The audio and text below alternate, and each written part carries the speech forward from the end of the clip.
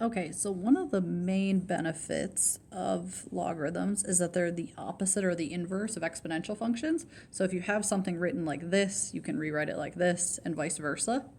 And so they're really useful in solving. If you have x that's kind of trapped somewhere, either in an exponent or in a logarithm, your best bet is almost always to rewrite it in the other form, and it'll probably no longer be trapped. So this says log base x of 3 equals 1/4.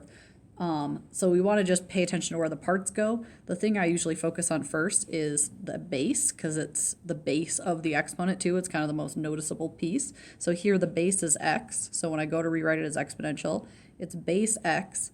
The answer from a logarithm is your exponent. So here highlighted like the y. So the 1/4 becomes the exponent. And there's only 2 out of 3 pieces, so the x goes to the other side of the equation. And so this looks much easier to solve, even though they mean the same thing. And so if we take both sides to the 4th power, then x is 81. And then you can put that back in there in your calculator and check, make sure log base 81 of 3 actually gives you 1/4. And it does. Well, let's try another one.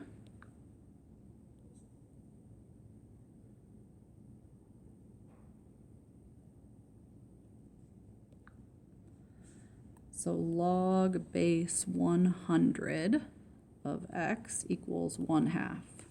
So like before, focus on the base first. So the base is 100. If you like the color coding, you could follow that too.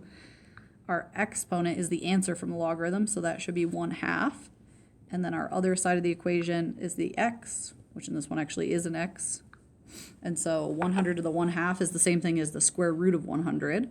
So that's 10 equals x. So log base 100 of 10 would give you 1/2.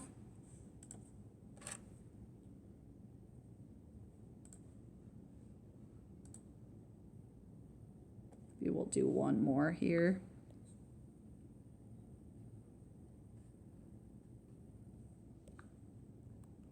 So this one, log base x of 1/100 equals -2. So the base is x, -2 is the exponent, it's like the y over here, equals 1/100. That's totally up to you. You can put both sides to the -1/2, or you can say the negative is the same as the reciprocal. So this is 1/x squared equals 1/100. And so we could cross multiply. You can multiply both sides by the denominators. It's the same thing.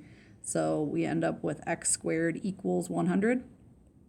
Just to see, even if you do cross multiply, this is where it comes from, is that both sides cancel. Multiply this one by 100 and this one by 100. And so over here, the 100 cancels out, so you get 100 equals x squared, which means x is plus and minus 10 technically, although we have to be careful. We can't have a negative base on an exponent, so you get to throw away that -1. So log base 10 of 1/100 is -2. Because picture what it's asking is like, what exponent can you put on 10 to get 1/100? So if you want the reciprocal and the squared gets you the 100.